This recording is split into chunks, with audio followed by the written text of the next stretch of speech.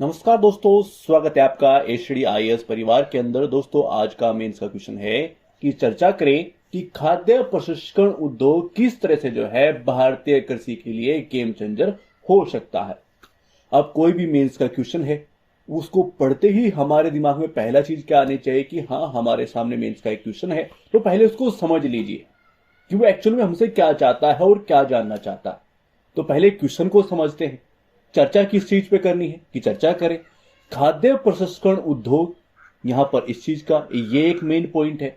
यहां पे इस चीज की चर्चा की गई है कि भाई खाद्य प्रसंस्करण उद्योग की बात की गई है किसके परिप्रेक्ष्य में, कि किस तरह से जो है भारतीय कृषि को, किसके लिए, भारतीय कृषि के लिए जो है वो गेम चेंजर हो सकता है।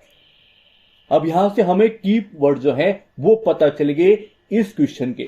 तो क्वेश्चन हमारे समझ में आ गया कि भाई किसके चारों ओर ये क्वेश्चन जो है वो घूमने वाला है। कौन सी दो चीज जो है आपस में कनेक्ट होने वाली है, वो क्या है, भारतीय कृषि है और खाद्य प्रसंस्करण उद्योग है। वो चीज आपस में कनेक्ट हो रहा है। और किस वे में क्वेश्चन पूछा गया है कि वो कैसे जो है ये खाद्य प्रसंस्करण उद्योग जो है वो कैसे, किस चीज के लिए, भारतीय कृषि के लिए एक गेम चेंजर हो सकता है। उसी परिप्रेक्ष्य में जो है हमें अपने पॉइंट लिखने हैं। अब इस क्वेश्चन का आंसर देने के लिए एक सीधी सिंपल बात क्या है कि आपको इससे संबंधित नॉलेज हो, आपको पता हो कि खाद्य प्रसंस्करण क्या होता है, खाद्य प्रसंस्करण उद्योग क्या होते हैं। ठीक है, हमें पता चल गया। ठीक है, अब फिर उस परिप्रेक्ष्य में चीजें लिखनी है कि वो भारतीय कृषि के लिए कैसे गेम चेंजर हो सकते हैं। यदि आपके पास वो पॉइंट है तो आसान हो गया इस क्वेश्चन का आंसर देना। क्योंकि हमें जो कोई भी टॉपिक को हम तैयार करते हैं, हमें वैसे तैयार करना होता है कि हाँ, हमारे सामने क्वेश्चन आए, हम उसको अच्छे से समझ ले कि वो एक्चुअल में हमसे क्या चाहता है। उसकी एक पृष्ठभूमि, कि हाँ वो पृष्ठभूमि हमें देनी होती है, वो साथ में डाटा दे। क्योंकि क्वेश्चन जो है उस पर डिपेंड हो जाती है चीजें कि उसको कैसे लिखा जाए। हर क्वेश्चन की अपनी एक डिमांड होती है कि उसको कैसे लिखना हमें चाहिए। और हमारा प्रस्तुतिकरण, देखिए लाखों बच्चे जो है वो तैयारी कर रहे हैं, हजारों बच्चे जो है वो मेंस देते हैं। अब हजारों में से कुछ हजार जो है वो इंटरव्यू देने के लिए जाते हैं। तो ऐसा क्यों होता है? वो बहुत लोग जो है, इतने हजार लोग जो है मेंस तो दे रहे हैं, फिर सब इंटरव्यू के लिए क्यों नहीं जाते हैं और कैसे छाटे जाते हैं वहां पर? आपका आंसर दूसरे के आंसर से अच्छा कैसे हो सकता है? क्योंकि पॉइंट तो वो भी दे रहा है। तो एक तो आपके आंसर के अंदर परवाह हो, पॉइंट टू पॉइंट आपने बात कर रखी हो। ठीक है, आप सारे क्वेश्चन जो है वहां पर अटेम्प्ट करके आओ, आपका प्रस्तुतिकरण अच्छा हो। तो आइए सभी चीजों पे जो है वो बात करते हैं। शुरुआत करते हैं इस क्वेश्चन की कि पहले हमें क्या देख लेना चाहिए। क्योंकि पहली बात की गई है खाद्य प्रसंस्करण की बात की गई है, तो पहले उसके बारे में देखेंगे, उसके बारे में लिखेंगे। ठीक है, वो गेम चेंजर की बात कर रहा है तो वहां पर जो है एक डाटा प्रस्तुत करेंगे। तो आइए शुरुआत करते हैं कि खाद्य प्रसंस्करण जो है वो अनाज, मांस, सब्जियां, फल, दूध जैसे जो है कृषि उत्पादकों को खाद्य सामग्री और प्रसंस्कृत खाद्य उत्पादों में बदलने के लिए जो है उपकरण, ऊर्जा और उपकरणों से जुड़े जो है वो तरीके और तकनीकी का उपयोग के रूप में जो है वो परिभाषित किया जा सकता है। ऐसे इसको हम परिभाषित जो है वो कर सकते हैं। तो उसके बारे में बता दिया कि भाई क्या है ये खाद्य प्रसंस्करण उद्योग की बात हम कर रहे हैं, वो एक्चुअल में क्या चीज है। फिर डाटा की बात करते हैं। देखिए भारत का जो है खाद्य प्रसंस्करण क्षेत्र जो है दुनिया के सबसे बड़े क्षेत्रों में से एक है और इसका उत्पादन जो है 2025-26 तक, कोई भी डाटा यूज करे पहले यह ध्यान रखे कि डाटा एम ही यूज नहीं करना है कि तुक्का लगा दिया। जिसके सामने आप क्वेश्चन दे रहे हैं, जिसका आंसर आप लिख रहे हैं, वो अच्छे से समझता है और उसको पता चल गया कि जो डाटा आपने दिया है वो हवाई है, तो फिर नंबर, आपके जो फाइल है, आपकी जो कॉपी है वो भी हवाई ही हो जाएगी। तो ऐसी गलती नहीं करना है। ठीक है, डाटा जो है वो प्रमाण जो है वो अच्छा देना है। ठीक है, उत्पादन की बात करते हैं तो 2025-26 तक जो है 535 अरब डॉलर तक जो है पहुंचने की उम्मीद है और यह मंत्रालय का डाटा है। ठीक है, तो हमारी क्या होगी, पृष्ठभूमि के बारे में बात के लिए पृष्ठभूमि लिख दी, वो डाटा जो है उससे संबंधित वो प्रस्तुत कर दिया। अब आगे चलते हैं। हमारा प्रस्तुतिकरण, हमारी कॉपी जो है वो अलग दिखनी चाहिए। बहुत सारे हजारों लोगों ने है इस क्वेश्चन का आंसर दिया होगा, तो हमें उनसे ज्यादा नंबर क्यों मिले? पहले देखते ही जो है मन अच्छा हो जाना चाहिए एग्जामिनर का कि हाँ यार, कुछ भी हो अंदर तो मैं देखूंगा कि क्या लिखा हुआ है, कौन से पॉइंट दिए गए हैं, कैसे इन्हें प्रस्तुत किया है, देखने में अच्छा लग रहा है। कि इस कॉपी को देखने में अच्छा लग रहा है, मन को जो है ये भाग गई, इसको पढ़ना जो है मुझे अच्छा लग रहा है, देखने में अच्छा लग रहा है, तो वो पॉजिटिव माइंड से जो है आपका आंसर पढ़ने के लिए जाता है। बस वही हमें चाहिए, ठीक है। तो पहले तो उसका माइंड जो है वैसे करना है कि हाँ वाकई हमारी कॉपी जो है वो पढ़ने लायक है, आप पढ़िए, ठीक है, अलग होइए भीड़ से।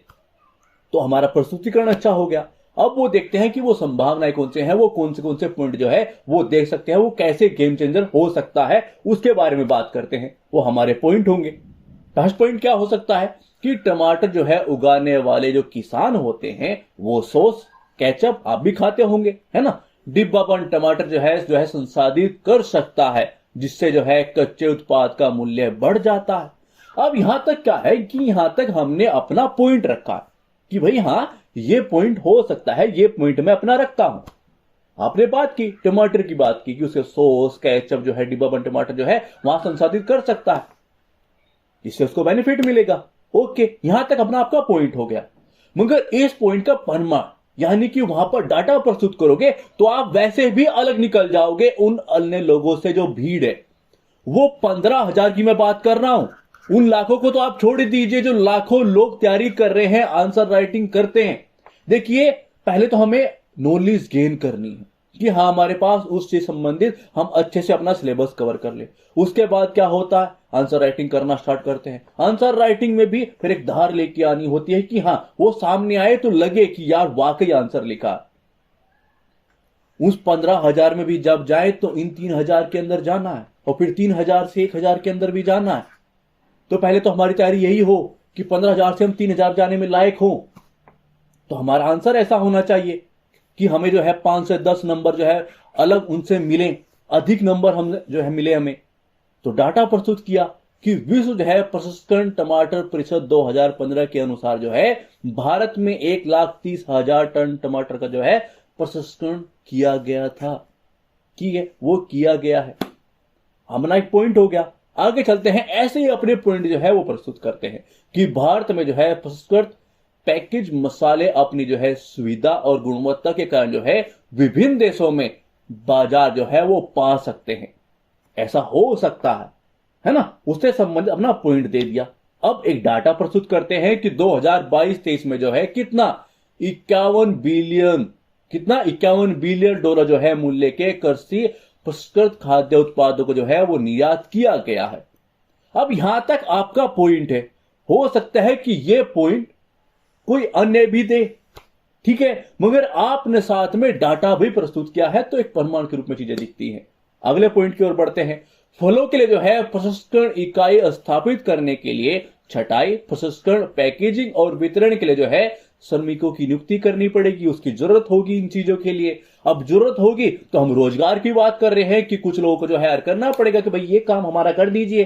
तो उससे क्या होगा, भाई बात रोजगार की तो आपने कर दी, मगर एक डाटा रखते हैं कि खाद्य प्रसंस्करण उद्योग जो है कुल रोजगार कितना 12.22% जो है हिस्सेदारी का योगदान देता है। अपना पॉइंट जो है आपने अच्छे से रखा और साथ में एक डाटा भी दिया, ठीक है। ऐसे ही पॉइंट जो है हम रख सकते हैं कि ताजे फलों को जो है सूखे फल, जैम, जूस जो है संसाधित किया जा सकता है, ठीक है, जिससे उनकी पोषण सामग्री जो है वो संचित होगी और उनकी जो लाइफ है, सेल्फ जीवन जो है वो बढ़ जाएगा, है ना। तो ऐसा किया जा सकता है, ये हमारा पॉइंट हो सकता है।